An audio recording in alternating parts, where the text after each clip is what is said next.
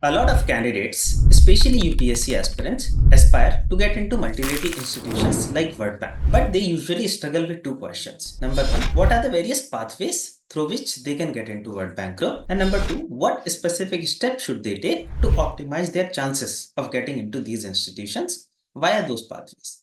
So this video is directed towards answering both these questions. Watch it till the end, and I'm sure that you will come up with the comprehensive answers to both these questions by the end of this video. Broadly, there are three pathways to get into World Bank Group. Number one is the YPP or Young Professional Program. This is one of the most coveted pathway to get into World Bank Group. This is, let's say, synonymous to IAS is for getting into government. Because here, the kind of start you get is way higher compared to entry via any other pathway. So the process is also a bit competitive because candidates from across the world apply for this pathway. Second is the STC or the short-term consultant position. So here you get a chance to work on a specific project for a specific duration of time. World Bank Group keeps on coming up with a lot of opportunities for STCs. And in fact, the Indian arm of these multilateral organizations or especially the World Bank Group like MIGA, IFC, and the World Bank keeps on coming up with the opportunities for STC roles. So it's relatively easier compared to the YPP opportunity.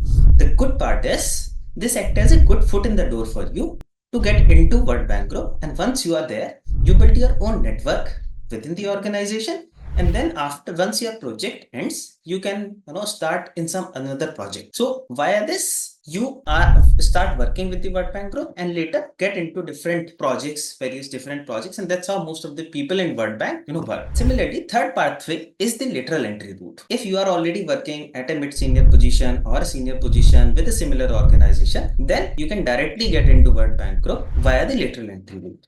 Now, all these positions, all these pathways are directly listed on the World Bank careers page. Feel free to check it there. Now, when we talk about what specific steps should you take to optimize your chances via these pathways. So again, there are 6 steps which you should take. Number one is, and very important, is not getting fooled by some fraud institutions. Nowadays, there are a lot of fraud institutions selling the dream of getting into World Bank Group, by doing their courses, which are sold under the garb of fellowship at an exorbitantly high price of 80,000 to lakhs of rupees. They provide very short timeline to make the payment.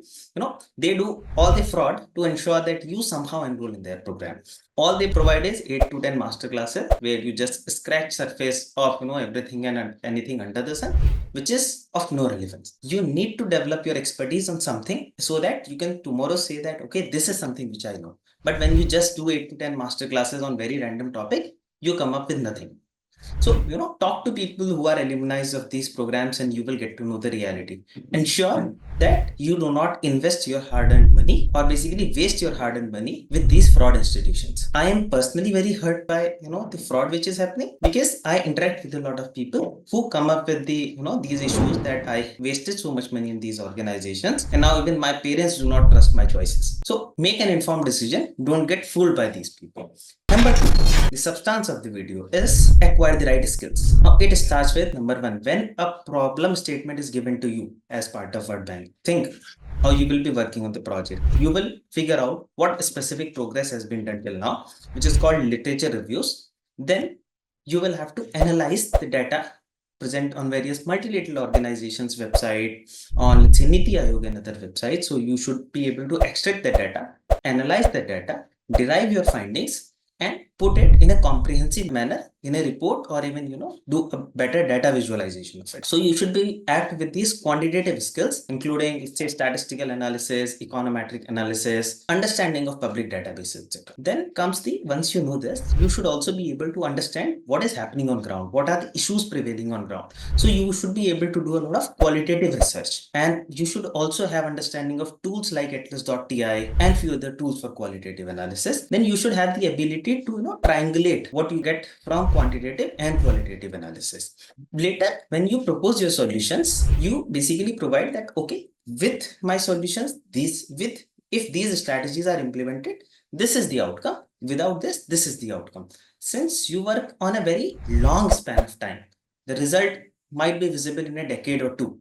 You have to simulate those results. So You should have the understanding of policy micro simulations and other stuff. Finally, to put your findings in a comprehensive manner, you should know how to draft policy briefs, how to advocate for policies via presentations and few other things. So ensure that you have all these skills. If you check any of the job description of the opportunity by World Bank Group, you'll find whatever I discussed till now, it is explicitly mentioned as part of their job description. Now, third part is the build or strengthen your profile. Now you have the skills, that's great, but that alone is not enough.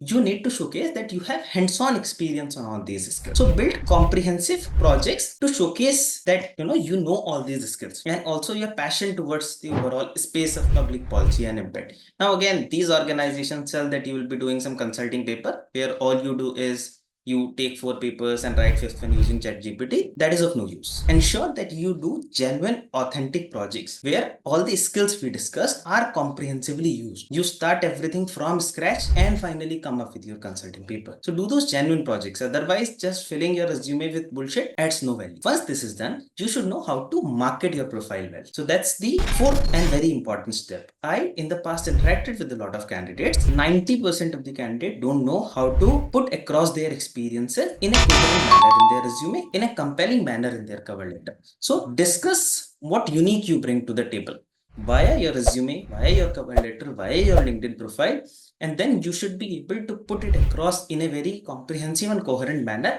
in your interviews. Once this is done, we come on to the fifth part of it. Directly applying to World Bank may not, directly getting a shortlist from World Bank could be a little dicey. So break it down into 2 parts. First, get into institutions like QCI, Quality Council of India, Invest India, Niti Aayog, or very other or similar organizations. Because relatively it's easier to get into these organizations. This acts as a great foot in the door for you to get into public policy. And later, the sixth step, which is once you are there and an opportunity arises with the World Bank Group, go ahead and apply. We keep on sharing a lot of opportunities on our WhatsApp and Telegram communities, which comes with these organizations. If you are not part of it, feel free to join that. I'll put the link of our Telegram and WhatsApp communities in the description of this video. So these are the broadly 6 steps which you need to take. Here there are few tricks also. If you talk about the STCs or the short-term consultant position, if you have the right skills, connect with the right set of people working with these organizations. So connect with them via LinkedIn, and if you can showcase them that you bring the right skills, you are really passionate to work there, they can create a position for you. They can say that okay, I have the budget and I can create this position. Especially people who have, let's say, officer or lead written after their name can help you with creating these positions. So these are the steps you should take,